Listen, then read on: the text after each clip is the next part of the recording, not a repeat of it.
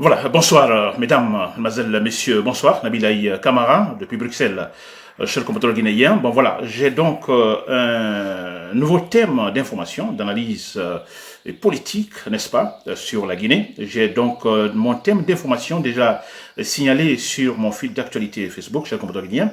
Donc le premier point, je vais parler de Abdoulaye Ba, ce prisonnier politique, n'est-ce pas? Je vais parler de lui, ce vaillant prisonnier politique, ce vaillant cadre guinéen, vrai intellectuel. Je vais parler de lui tout à l'heure, cher compatriote guinéen, parce qu'il a écrit en fait une lettre. Il a en fait envoyé une lettre au ministre de la Justice après, en fait, s'il faut dire l'annulation en fait de sa liberté provisoire, n'est-ce pas? Ensuite, je parlerai en deuxième position de en fait, Thibaut Camara. Thibaut Camara, comme toujours, Thibaut Camara, c'est le fameux porte-parole du gouvernement dictatorial. C'est en fait le griot de Alpha Condé, l'homme qui est là pour essayer, tenter de donner une image, je dirais, favorable à Alpha Condé, n'est-ce pas? Ensuite, je parlerai, il a écrit un article, Thibaut Camara, je vais parler de ça.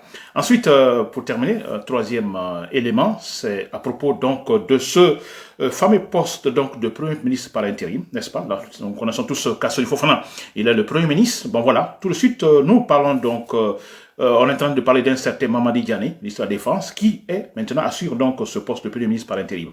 Alors, pourquoi ce poste-là? Je vais en parler aussi, cher compatriote guinéen, c'est une analyse. Très bien, cher compatriote guinéen. Alors, c'est bien. Alors, bon voilà, donc pour aller rapidement, cher compatriote guinéen, donc Abdoulaye Ba, nous connaissons ce cadre de l'UFDG, n'est-ce pas? Alors, retenu, disons emprisonné, pour des raisons que nous connaissons, parce qu'Alpha Condé l'avait évoqué déjà, que ce sont des gens, il n'est pas seul Abdoulaye Ba et d'autres détenus politiques, effectivement. Alors, arrêtés avec des charges, bon, tentative donc d'assassiner Alpha Condé, ou tentative donc de déstabiliser en fait l'État guinéen. N'est-ce pas? Alors, ils sont en prison pour cela. Alors, Abdoulaye Ba, vous le savez, comme rappel, alors, rapidement, comme rappel, c'est-à-dire Abdoulaye Ba, à un moment donné, il n'est pas le seul, avec trois autres détenus politiques, tous de l'UFDG, ont été libérés provisoirement. Donc, des raisons évoquées, en fait, voilà, l'état de santé précaire, n'est-ce pas, des quatre prisonniers politiques. Alors, ils doivent donc regagner la maison, en fait, aller se soigner. N'est-ce pas, cher compatriote guinéen? Et là, nous le savons tous, quand il y a, d'une façon générale, quand il y a, en fait, de telles formes de libération, c'est-à-dire sous condition, il y a, en fait, c'est tout sous condition. Liberté provisoire, parce que, bon, voilà, ils sont en prison pour quelque chose, en attendant qu'il y ait ce jugement. Donc, il y a un cas de force majeure qui se présente, et ils sont malades, alors, voilà, on leur accorde une liberté provisoire, d'aller se soigner, n'est-ce pas? Et là, c'est toujours avec des conditions, voilà, que je vais citer tout à l'heure, n'est-ce pas? Il y a des conditions pour ça. Alors, donc, vous l'avez remarqué, Abdoulaye Ba, donc, avec trois d'autres détenus, libérés provisoirement. Alors, lui, finalement, en fait, cette liberté provisoire lui a été totalement déniée parce que, voilà, sans le pouvoir, Abdoulaye Ba a tenu un discours politique. Et pour cela, voilà, il retourne donc en prison. Cher compatriote guinéen. Très bien. Alors, qu'est-ce qui s'est-il passé? Parce qu'on a trop parlé de cette affaire. Alors, je vais parler seulement un peu de, en fait, cette lettre que Abdoulaye Ba a, une lettre qu'en fait qu'il a écrite, envoyée donc au ministre de la Justice, cher compatriote guinéen. Et là, brièvement, alors, en fait, il s'inquiète, il ne comprend pas pour quelle raison cet homme-là peut finalement perdre cette liberté provisoire qu'il a eue avec trois autres détenus, n'est-ce pas? Voilà. Alors, là, cher compatriote guinéen, c'est quand même incroyable. C'est de l'injustice de trop, disons, concernant, en fait, Abdoulaye Ba. Et le pouvoir d'Alpha Condé, c'est que, je vous dis, c'est totalement fini. C'est-à-dire, même voler, c'est quand même incroyable. Écoutez, au temps de Lansana Conté, je dis bien Lansana Conté, c'était un pouvoir, c'est la même chose, hein, c'était un pouvoir dictatorial, je dirais. On dira non, je dis oui. Écoutez, Lansana Conté, également, il imposait le pouvoir. Hein, il dictait tout. Hein, et en ce qui concerne des actions, il massacrait aussi les citoyens. Hein, les militaires descendaient, les bérets rouges massacraient les citoyens. Oui, mais je vous dis, au temps de Lansana Conté, écoutez, c'était le mal, mais ils faisaient le mal, je peux dire intelligemment. Tout était quand même, ils font le mal, mais vous vous dites au départ, mais écoutez, il n'y a pas le mal. C'est après vous vous rendez compte qu'il y a le mal, qu'il y a quelque chose de mal.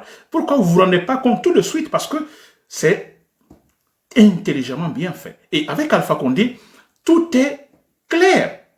Tout est flagrant, on voit, c'est clair. C'est extraordinaire. Voilà ce qui se passe avec Abdoulaye Ba. Abdoulaye Ba dit que, bon voilà, quand ils ont été en fait libérés, provisoirement, pour aller se soigner, il y a eu effectivement des conditions. Pas à lui seulement, mais avec les 3 autres détenus. N'est-ce pas? Dont Ousmane Gawal Diallo, Chérif Ba et Selou Baldé. N'est-ce pas? Les 3 conditions étaient là. La condition, c'était, en fait, il était question de ne pas sortir de Conakry sans autorisation préalable de l'administration pénitentiaire, du directeur de la prison. Donc, ils sont libérés provisoirement d'aller chez eux, effectivement, pour se soigner. Alors, les conditions sont là. Vous ne devez pas sortir de Conakry sans l'autorisation de l'administration pénitentiaire. C'est la première condition. Donc, obligation de ne pas sortir. Deuxième obligation. Obligation de continuer à suivre le traitement médical. Obligation à suivre le traitement médical. N'est-ce pas? Troisième obligation. Obligation de répondre à toutes les réquisitions ou demandes de l'administration pénitentiaire. 3 obligations. Ça a été dicté, en fait, s'il faut dire, communiqué aux 4 détenus politiques. Vous sortez, je répète, vous sortez. Ok. Vous êtes libre provisoirement. Mais, obligation de ne pas sortir de Conakry sans l'autorisation de l'administration pénitentiaire. 2. Obligation de suivre, de continuer le traitement médical. 3. Obligation de répondre à toutes les réquisitions, à toutes les demandes de l'administration pénitentiaire. Si vous notez dans les 3 conditions, il n'y a jamais une obligation qui dit que ces 4 détenus ne peuvent pas tenir les discours politiques. Il n'y a rien qui est mentionné. Je crois que c'est Abdoulaye Ba. Il a dit très clairement, c'est un intellectuel, il ne peut rien inventer. Je crois que les 3 autres détenus peuvent aussi, en fait, en témoigner. C'est clair. Ce sont les 3 obligations. Et parmi les 3 obligations, il n'y a aucune obligation disant que ces 4 détenus, une fois sortis, ne peuvent pas tenir des discours politiques. Voilà, c'est clair. Abdoulaye Ba, c'est un intellectuel quand même. Il a dit qu'il c'est un intellectuel, il est intelligent, n'est-ce pas? Si, parmi ces conditions, n'est-ce pas, il était mentionné que quand vous sortez, vous ne devez pas tenir des discours politiques, il n'aurait pas tenu quand même. Même si, bien sûr, il a des convictions, n'est-ce pas? Mais étant intellectuel, il aurait quand même respecté la situation. Mais jamais. N'est-ce pas? Alors, comme ça n'a pas été une obligation, effectivement, il appartient à un parti politique, n'est-ce pas? Lui est fléché. Mais écoutez, il doit tenir des discours politiques. Et c'est ce qu'il a fait. C'est ce qu'il a fait. Et bien voilà, on l'arrête, on dit, bon voilà, c'est fini. C'est fini ta liberté provisoire. Alors il faut retourner en prison. Et voilà, c'est dans cette situation-là, d'une situation, en fait, pareille, ou dans cette situation, par exemple, que finalement Abdoulaye Ba a décidé d'écrire une lettre, d'envoyer une lettre, en fait, au ministre de la Justice, n'est-ce pas, pour lui faire part de ses inquiétudes, parce qu'il ne comprend pas. Entre autres, il parle également, disons, les conditions dans lesquelles la vidéo enregistrée, la vidéo sur laquelle, en fait, il a tenu ce discours politique, n'est-ce pas? Les conditions dans lesquelles ça a été, en fait, enregistré. N'est-ce pas, cher compteur guinéen? Il n'a jamais été question de sa part de faire une diffusion publique en fait, du contenu de ce discours à travers les réseaux sociaux. Il n'a jamais été question. Vous comprenez? Dans un pays de justice, effectivement, Abdoulaye Ba n'aurait eu aucun problème, c'est clair et net. Il a tenu un discours politique parce qu'il est politicien. Il est dans un parti politique. Et il a tenu le discours politique parce que dans les conditions concernant en fait sa liberté provisoire, cette obligation ne fait pas partie. C'est-à-dire tenir des discours politiques. Voilà, cher compteur guinéen. C'était ça sur Abdoulaye Ba. Donc vous comprenez déjà encore de l'injustice de trop, n'est-ce pas? De trop, c'est vrai, parce qu'on dit, bon écoutez, il a transgressé effectivement les conditions posées par l'administration pénitentiaire, alors là, il n'a pas raison. Non, cher compteur guinéen, vous venez de le voir que tenir un discours politique ne faisait pas partie, ou ne fait pas partie, en fait, des obligations que ces 4 détenus doivent, en fait, obéir, cher compteur guinéen. Très bien. Alors moi, tout ce que je fais, je remercie Abdoulaye Ba, il a été très clair. N'est-ce pas? Il est dans sa lettre. Vous allez, je vous en vais lire, en fait, sûrement vous l'avez déjà lu, en fait, cette lettre envoyée de Abouleb envoyée au ministre. C'est très important. Il a tout dit, n'est-ce pas? Alors, il est prêt pour un procès. Mais où est le problème? N'est-ce pas? Alors, concernant, en fait, l'une des conditions, l'une des obligations de ne pas sortir de Conakry sans l'autorisation préalable de l'administration pénitentiaire. Alors, j'apprends que Aboulay, plutôt, comment il s'appelle? Ousmane Gawal est à Paris actuellement. C'est une bonne nouvelle, il est à Paris, il retrouve la famille, etc. C'est bien. Alors, ça signifie tout simplement que là, sûrement, voilà, il a été autorisé par, en fait, l'administration pénitentiaire. Là, c'est pas un problème. Mais ce qui m'inquiète, ces hommes-là, ces 4 détenus sont accusés, en fait, je dis bien, les charges retenues contre eux, c'est une tentative d'assassiner le président. Et le président Alpha Condé, le faux président, il n'est pas président, mais je vais le dire, je suis en train d'analyser, Alpha Condé a dit que le pouvoir a toutes les preuves. Que le moment viendra, le moment du jugement, en fait, le pouvoir a toutes les preuves, n'est-ce pas, impliquant ces détenus. Vous voyez, ces détenus qui préparaient une tentative ou la tentative donc de l'assassiner, Alpha Condé. N'est-ce pas? Alors, ce que je ne comprends pas, alors quand vous êtes accusé, l'accusation est très grave, je le répète, très très grave, n'est-ce pas? Alors voilà, le monsieur a été libéré provisoirement pour aller se traiter, et très bien, voilà, il sort maintenant de la Guinée. Maintenant, il est à Paris. N'est-ce pas? Dans les conditions normales. Si vraiment les charges retenues contre, en fait, ces gens-là, si l'accusation est vraie, si Alpha Condé détient toutes les preuves, vous comprenez? Pour quelle raison? Pour quelle raison pourrait-il ou peuvent-ils laisser Ousmane Gawal? Je n'ai rien, je suis en train d'analyser, s'il vous plaît. N'est-ce pas? Je n'ai rien contre Ousmane, vous comprenez? Mais comment peuvent-ils laisser en ce moment Ousmane Gawal sortir totalement de la Guinée? Et si c'est vrai, par exemple, Ousmane Gawal est capable donc tout simplement de noyer certaines preuves, n'est-ce pas, qui pourraient en fait l'impliquer, pour pouvoir se défendre, n'est-ce pas? C'est quand même incroyable. Cher compatriotes, très bien. Alors, vous l'avez compris, c'est tout un mensonge de Alpha Condé, c'est pas pour rien, nous les appelons prisonniers politiques, parce qu'ils sont là, effectivement, pour les empêcher donc de parler, de critiquer Alpha Condé, d'organiser des manifestations, n'est-ce pas, de tenir des discours politiques impliquant Alpha Condé comme étant un dictateur. Mais c'est cela, ce n'est pas pour rien que le siège de l'UFDG est fermé. C'est pour ne pas tenir des discours politiques. C'est pour pousser, en fait, l'opposition à disparaître. C'est ça. C'est là le but principal. Voilà, ils sont libres. Ils sont libres, j'ai dit qu'ils sont libres définitivement. Hein? Ils sont en prison parce que Alpha Condé dit, bon, écoutez, prenez-les, comme ça, on verra s'ils vont manifester. Non, c'est les têtes pensantes. Prenez-les. On va les empêcher de tenir des discours, etc., etc. Vous avez vu, ils ont été libérés provisoirement. Il y a un qui tient un discours politique disant, bon, écoutez, les élections passées, c'est celui qui a gagné. Bon, voilà, tout de suite, il retourne en prison. Donc, ça signifie que la raison de leur présence en prison, c'est cela. Hein? Ils tenaient des discours politiques disant que c'est celui, leur parti, qui a gagné les élections. Chers compatriotes, donc j'en passe. Donc, le deuxième point. Il est question donc de Thibaut Camara. Voilà. Thibaut Camara, c'est le fameux porte-parole du fameux gouvernement d'Alpha Condé, n'est-ce pas? Alors, il a encore écrit un article casse-tête, une forme de salade, c'est vrai. Alors, je ne vais pas tout lire, vous pouvez aller sur les sites d'information, vous verrez l'article en question.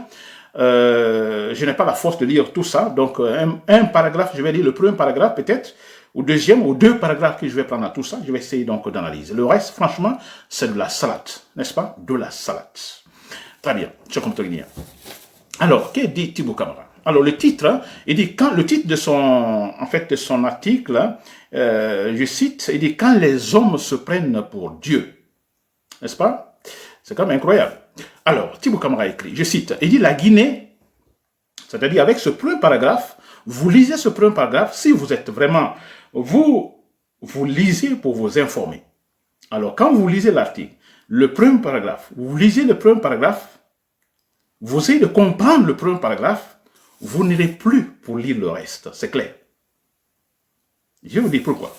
Alors, Thibaut dit dans le premier paragraphe, il dit la Guinée, malgré ce que l'on pourrait en dire, par dépit et dans les forces indignations des contempteurs zélés, vit les heures paisibles d'une histoire jusque-là tourmentée et imprévisible.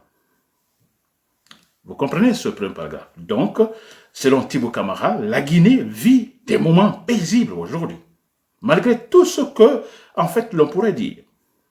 Il dit en dépit et dans la fausse indignation de contenteurs zélés, il dit que la Guinée vit les heures, s'il vous plaît, d'une histoire, les heures paisibles d'une histoire, jusque-là tourmentée.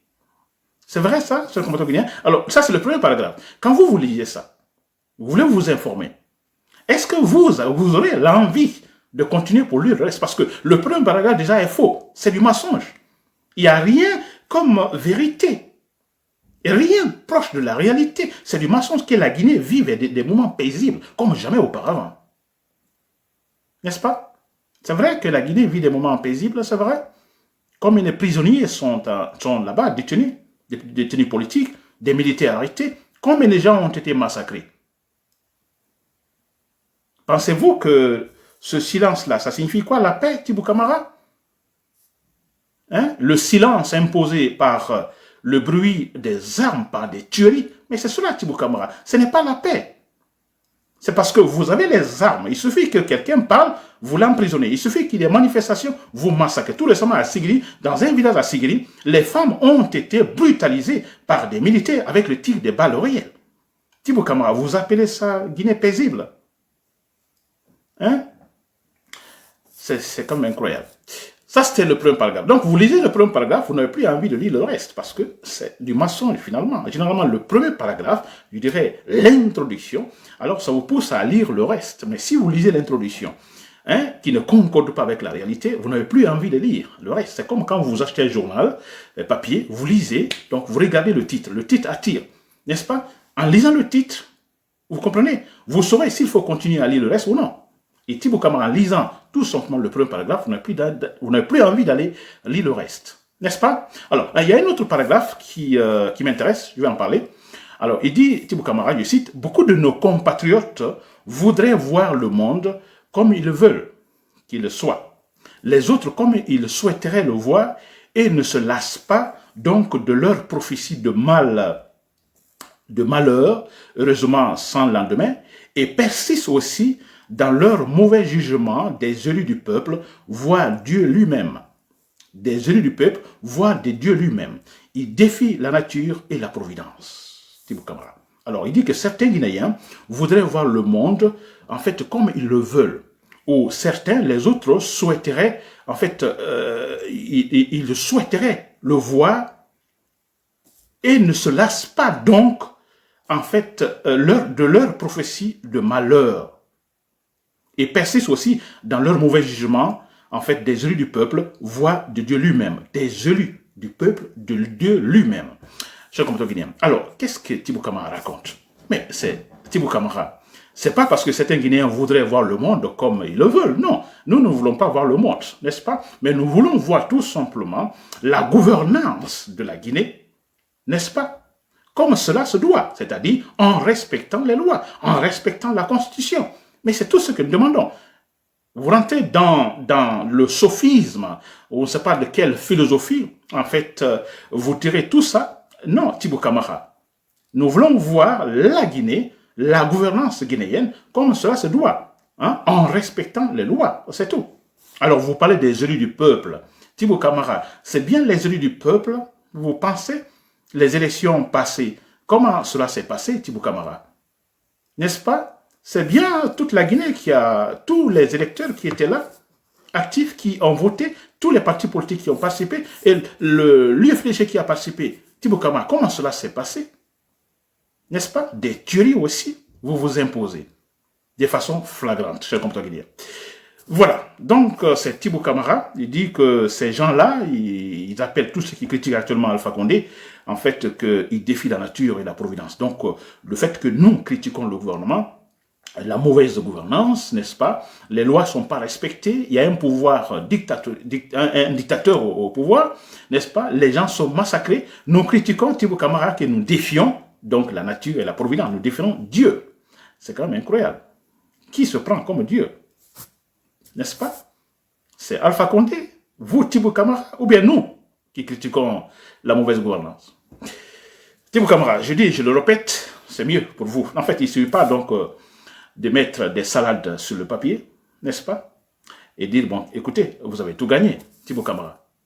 Vous devez retourner, je dis, et je le répète, aller chercher le bac. C'est mieux pour vous. Quand vous avez le bac, vous pourriez facilement structurer vos pensées. Parce que les pensées que vous mettez dans vos articles, n'est-ce pas? Vous ne savez pas, en fait, les agencer dans leur contexte qu'il faut, Thibaut Camara. N'est-ce pas? Voilà. Donc, ça, c'était sur Thibaut Camara, le troisième point, le dernier. Et les questions, donc, cette fois-ci, de Kassoli Fofana. Alors, Kassoli Fofana, c'est sur le point concernant, donc, le poste de Premier ministre qui a été créé. Alors, là, la question que je me pose, mais poste de Premier ministre pour quoi? Kassoli Fofana, sa fille est décédée, c'est bien. Alors, c'est normal qu'il s'absente à un moment donné, n'est-ce pas? Sa fille est décédée aux États-Unis, n'est-ce pas?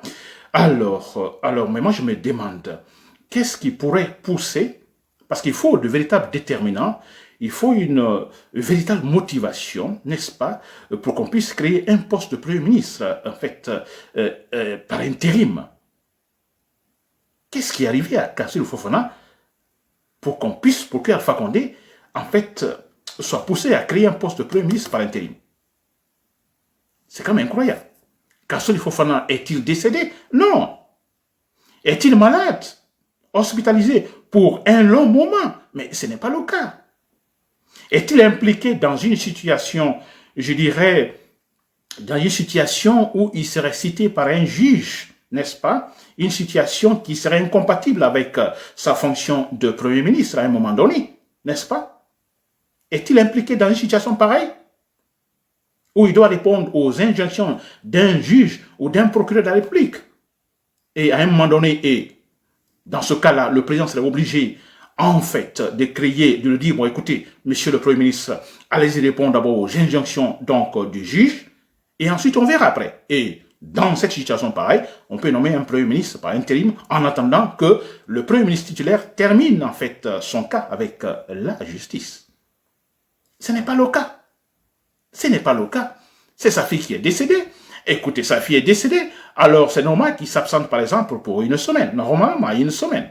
Aux États-Unis, donc pour 2 semaines. Pour 2 semaines, on ne peut pas créer un poste de Premier ministre par intérim. Jamais. N'est-ce pas? Même pour un mois. Au-delà d'un mois, si on peut penser, au-delà d'un mois, et s'il y a des circonstances, comme je viens de dire, graves, par exemple. Et ce n'est pas le cas. Si ce n'est pas le cas, ça qu'il y a autre chose. On ne peut pas créer un poste de Premier ministre pour ça. Ce n'est pas possible. Ce n'est pas possible. Jusqu'à faire un communiqué pour ça. Alors, Kassoli Fofana va aux États-Unis parce que sa fille est décédée. Alors, c'est pour longtemps, plus d'1 mois, 2 mois, 3 mois, 4 mois. En ce moment, il y a autre chose. Sinon, franchement, ce n'est pas pour un cas relatif au décès de sa fille. Ce n'est pas possible. Il y a autre chose. Il y a autre explication. Je compte Guinée. Voilà. C'était Nabil Camara depuis Bruxelles. Merci pour l'écoute. Bonne soirée.